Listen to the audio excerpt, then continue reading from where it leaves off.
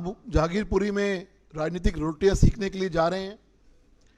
कल हमने देखा वृंदा कारत को जाते हुए, शाम को ओवैसी को जाते हुए, और जो सुना है कल तृणमूल कांग्रेस के लोग भी कल जा रहे हैं। इसी मुद्दे को लेकर आज जहांगीरपुरी में बहुत सारी बातें जो हो रही हैं, इस मुद्दे को लेकर आज हमारी प्रेस वार्ता के बीच में आपको संबोधित करने के लिए आदरणीय प्रदेश अध्यक्ष श्री आदेश गुप्ता जी मौजूद हैं।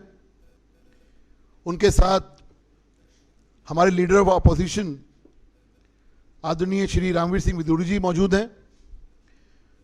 हमारे साथ मीडिया के प्रभारी श्री नवीन जी हैं। मैं अब निवेदन करूंगा आदरणीय प्रदेश अध्यक्ष जी से कि आप सबको संबोधित करें। आदेश गुप्ता जी। धन्यवाद हरीश जी। सभी मीडिया के मित्रों को मेरा नमस्कार। आज की प्रेस वार्ता में उपस्थित नेता विपक्ष आदरणीय श्री रामवीर सिंह विदुड़ी जी, श्री हरीश खुराना जी, श्री नवीन कुमार जी और सभी हमारे मीडिया के मित्रों, कल जिस तरह से जहांगीरपुरी के इलाके के अंदर दिल्ली नगर निगम द्वारा जो कार्रवाई हुई और उस कार्रवाई के बाद कुछ लोग कोर्ट में जाकर स्टेटस को का ऑर्डर लाए और इस पूरी जहांगीरपुरी घटना का ध्यान जिस तरह से पूरे देश में गया है और उसमें जो खास बात है कि दिल्ली पुलिस की त्वरित कार्रवाई, दंगाइयों को गिरफ्तार करना, दंगे को बड़ा होने से बचाना और फिर उत्तरी दिल्ली नगर निगम द्वारा उस क्षेत्र की अवैध अतिक्रमण और उसके खिलाफ कार्रवाई करना, इससे एक बहुत बड़ा संदेश दिल्ली के अंदर गया है।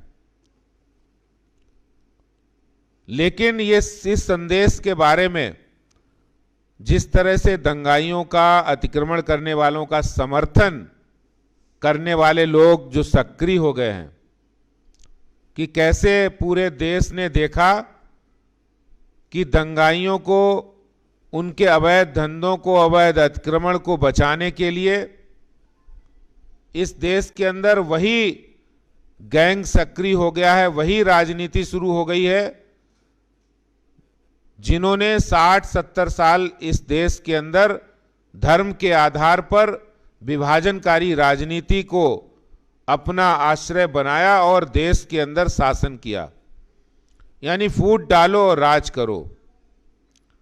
आज वही गैंग पुनः सक्रिय हो गया है, क्योंकि अगर हम कड़ियां जोड़ते हैं तो आप देखेंगे कि वही वकील साहब हैं जो राम मंदिर अयोध्या में ना बने इसके लिए वो दलीलें दे रहे थे।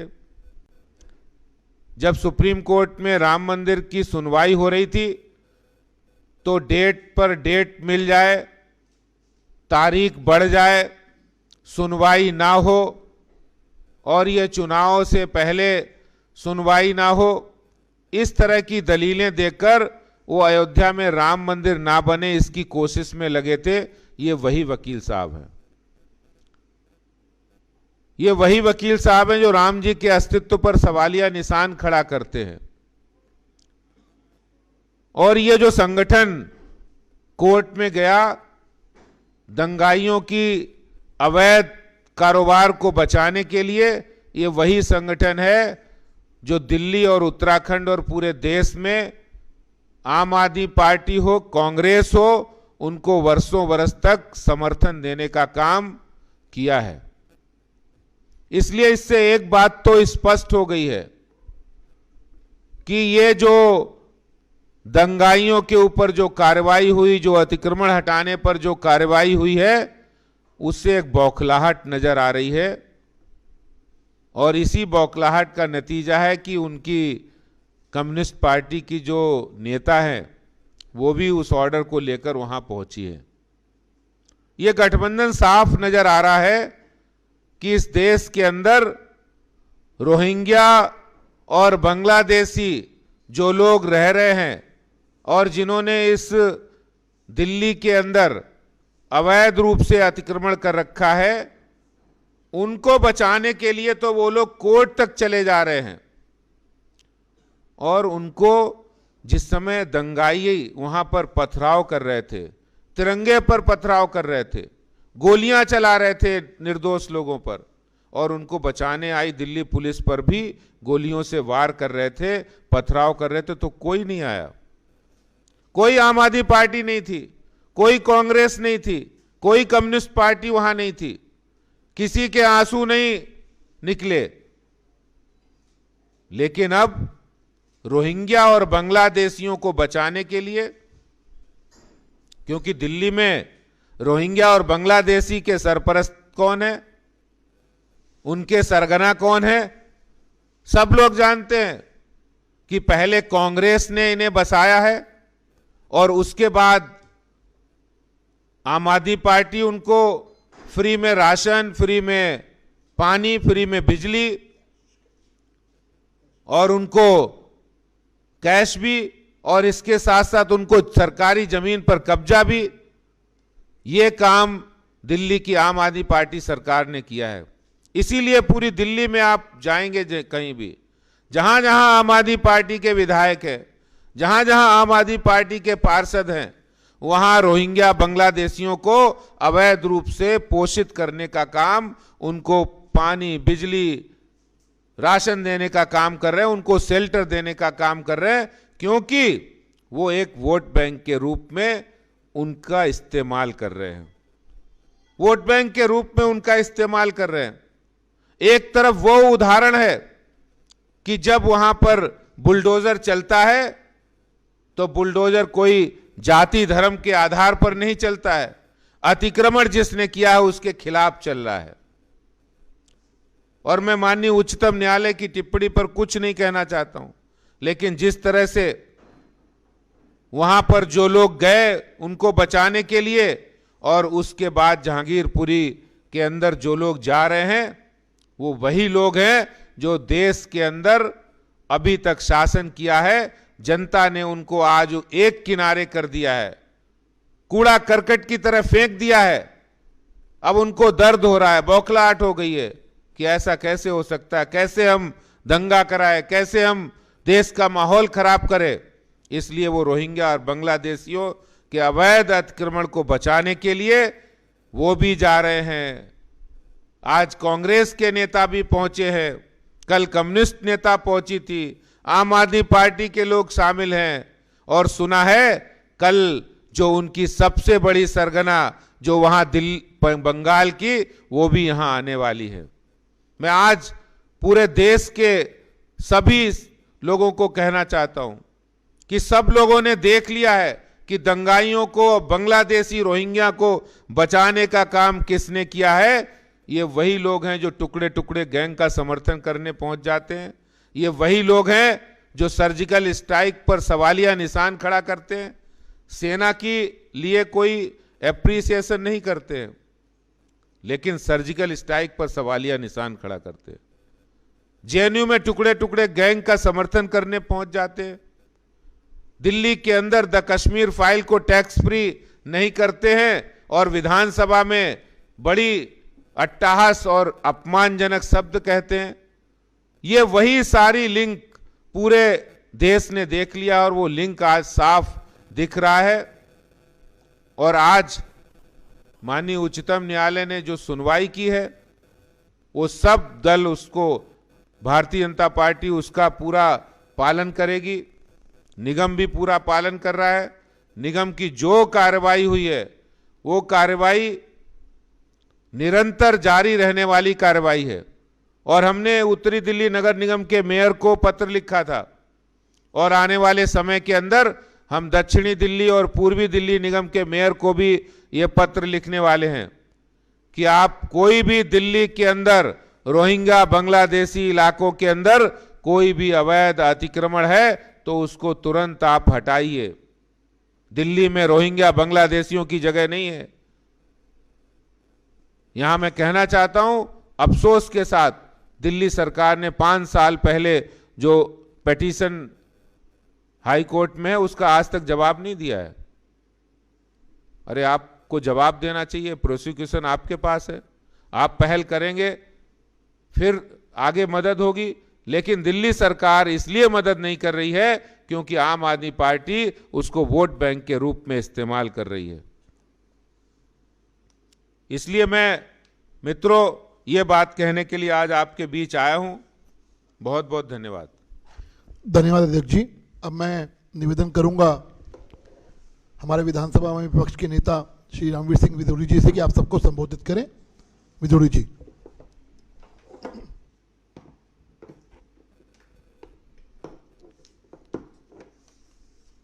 दिल्ली प्रदेश भारतीय जनता पार्टी के अध्यक्ष आदरणीय श्री आदेश गुप्ता जी, श्री हरीश खुराना जी, श्री नवीन कुमार जी, मीडिया के सभी सम्मानित साथियों, दिल्ली के deputy chief minister Shri Manish Sisodia ji ने कल कुछ सवाल उठाए हैं, मैं आज उनको जरूर जवाब देना चाहता हूं। मेरा बदरपुर विधानसभा क्षेत्र है और बदरपुर विधानसभा क्षेत्र के साथ ही मदनपुर खादर, सरिता विहार, जसोला और ओखला भी है। मदनपुर खादर, सरिता विहार को मैं 10 साल तक रिप्रेजेंट करता रहा। मदनपुर खादर में लगभग 3000 बांग्लादेशी घुसपैठियों ने और रोहिंग्याज ने उत्तर प्रदेश सरकार की सिंचाई विभाग की जमीन के ऊपर अवैध रूप से कब्जा किया हुआ था। हमने उत्तर प्रदेश के माननीय मुख्यमंत्री जी के साथ बातचीत की। उस समय जो इरिगेशन डिपार्टमेंट के मंत्री थे डॉक्टर महेंद्र सिंह जी, उनसे बात की और 2 बार मुझे लखनऊ जाना पड़ा उत्तर प्रदेश के मुख्यमंत्री जी से मिलना हुआ और हमने उनको जानकारी दी कि यूपी सरकार की लगभग 100 बीघा जमीन के ऊपर बांग्लादेशी घुसपैठियों ने और रोहिंग्याज ने अवैध रूप से कब्जा किया हुआ है। और ये वही लोग हैं, जब सीए के खिलाफ शाहीन बाग में आंदोलन चल रहा था तो ये लोग देश के विरोध में नारेबाजी कर रहे थे। हमने उत्तर प्रदेश के माननीय मुख्यमंत्री जी से उस जमीन को खाली करवाने का आग्रह किया। उत्तर प्रदेश के मुख्यमंत्री जी ने 1 महीने के अंदर अंदर उस जमीन को खाली करवाया। और आज मैं पूछना चाहता हूं deputy chief minister Manish Sisodia को कि क्या उसकी बगल में जो सरकार की, दिल्ली सरकार की जमीन पड़ी हुई थी, उस जमीन पर आपने उनको ले जाकर बसाया या नहीं बसाया? जो दिल्ली सरकार की पीडब्ल्यूडी डिपार्टमेंट की जमीन थी, उस जमीन पर इन 3000 परिवारों को ले जाकर बसाया गया।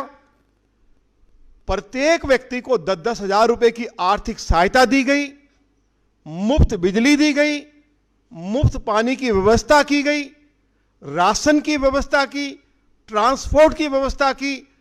और अब इन सभी बांग्लादेशी घुसपैठिए और रोहिंग्याज के नाम जो हैं वोटर लिस्ट में भी दर्ज करा दिए गए हैं, इनके आधार कार्ड भी बनवा दिए हैं। तो मैं पूछना चाहता हूं deputy chief minister Manish Sisodia से कि क्या जो आपकी सरकार ने इनको अवैध रूप से दिल्ली की सरकारी जमीन पर बसाया है और सारी सुविधाएं जो आप इनको उपलब्ध करा रहे हैं, आप कब बंद करोगे? दिल्ली प्रदेश भारतीय जनता पार्टी के कार्यकर्ता आंदोलन छेड़ेंगे। दूसरी बात मैं ये कहना चाहता हूं कि कुछ आरोप हमारे ऊपर लगा रहे हैं। मनीष सिसोदिया जी, नॉर्थ ईस्ट का दंगा हुआ, उसमें तो आम आदमी पार्टी के लोग ही शामिल थे। जेएनयू में टुकड़े टुकड़े गैंग का समर्थन भी आप ही कर रहे थे। और जहांगीरपुरी में जिन बांग्लादेशी घुसपैठियों ने, रोहिंग्याज ने निर्दोष श्रद्धालुओं के ऊपर तलवार से हमला किया है, गोली चलाई है, वे सभी आम आदमी पार्टी के कार्यकर्ता हैं, आपके समर्थक हैं। और इसके साथ साथ शाहीन बाग में भी जब सीए के खिलाफ आंदोलन शुरू हुआ तो मैं पूछना चाहता हूं डिप्टी चीफ मिनिस्टर दिल्ली को कि आपने स्टेटमेंट दिया था कि दिल्ली की सरकार, आम आदमी पार्टी शाहीन बाग के आंदोलनकारियों के साथ खड़ी हुई है। तो समय समय पर इन्होंने बांग्लादेशी घुसपैठियों को, रोहिंग्याज को आर्थिक सहायता दी है, मुफ्त राशन उपलब्ध कराया है, बिजली पानी उपलब्ध कराई है, ट्रांसपोर्ट की सुविधा उपलब्ध कराई है, इनके नाम वोटर लिस्ट में दर्ज कराए हैं। और एक बात मैं और कहना चाहता हूं, अध्यक्ष जी, हाई कोर्ट ने ऑर्डर दिया है, ऑर्डर मैं आपको दे दूंगा, और उस ऑर्डर में कहा गया है कि दिल्ली के अंदर जितने भी बांग्लादेशी घुसपैठिए हैं, हर रोज 100 बांग्लादेशी घुसपैठियों को निकालिए। यह हाईकोर्ट का ऑर्डर है, जिसको अरविंद केजरीवाल की सरकार इंप्लीमेंट नहीं होने दे रही है, लटका के रखे हुए है। तो इन तमाम मुद्दों को लेकर हम लोग अगली लड़ाई जरूर लड़ेंगे, चाहे वो बांग्लादेशी घुसपैठिए हो, चाहे वो रोहिंग्या हो, वोटर लिस्ट से उनका नाम निकलवाएंगे, आधार कार्ड रद्द करवाएंगे। जो इनको तमाम मुफ्त सुविधाएं अरविंद केजरीवाल की सरकार की ओर से दी जा रही हैं, उसको बंद करवाएंगे। और जहां जहां इन्होंने सरकार की जमीन के ऊपर अवैध रूप से कब्जा करके, चाहे इन्होंने अपनी झुग्गी झोपड़ी डाली हुई हो, चाहे ये कोई कबाड़ खाने का काम ये कर रहे हो, उसको बंद करवाएंगे। ये आज मैं मनीष सिसोदिया को इस प्रेस कॉन्फ्रेंस के माध्यम से उनको जानकारी दे रहा हूं। बहुत धन्यवाद। धन्यवाद रामीर जी। अब किसी का सवाल हो तो जी रामीर जी।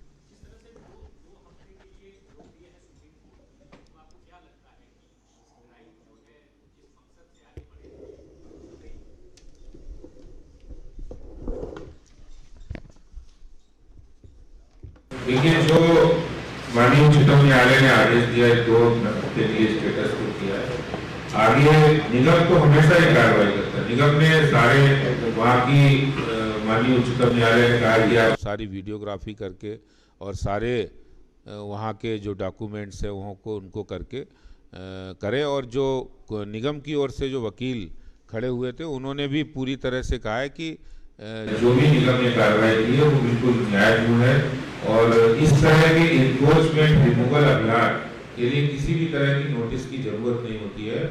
ये बाकायदा हाईकोर्ट के ऑर्डर है, जिसमें कहीं भी कोई अगर अतिक्रमण करता है सड़क पर और फुटपाथ पर, तो उसको बिना नोटिस के ही निगम ये कार्रवाई करती है। और साल भर के अंदर ये कार्रवाई चलती रहती है। सिर्फ जहांगीरपुरी इलाके में ये 7वीं कार्रवाई थी, इससे पहले भी 11 अप्रैल को कार्रवाई हुई थी। तो इस तरह से कार्रवाई चलती रहती है। और कल जो कार्रवाई हुई वो एक बड़ी कार्रवाई थी। आगे 15 दिन के बाद जब भी इस तरह की कोर्ट से ऑर्डर आएगा तो हम उस कार्रवाई को निगम करेंगे। चिट्ठी कब लिख रहे हैं? साउथ और ईस्ट? आज ही लिखूंगा। क्या चिट्ठी में क्या लिखूंगा? चिट्ठी में यही, जो जहां पर जिन इलाकों में रोहिंग्या बांग्लादेशी रहते हैं वहां पर अवैध अतिक्रमण और जो अवैध धंधे चल रहे हैं उनके अतिक्रमण को हटाया जाए तुरंत, जिससे जनता परेशान है वहाँ पर। आज ही मेरे पास कई, जब से कल कार्रवाई हुई, दिल्ली की जनता के कई इलाकों से फ़ोन आ रहे हैं कि किस तरह इलाकों में रोहिंग्या बांग्लादेशी वहाँ की लॉ एंड ऑर्डर, वहाँ के लोगों को परेशान कर रहे हैं। तो उस तरह वो सारी समस्याएं हैं, तो निगम उसको कार्रवाई करेगा। बहुत बहुत धन्यवाद।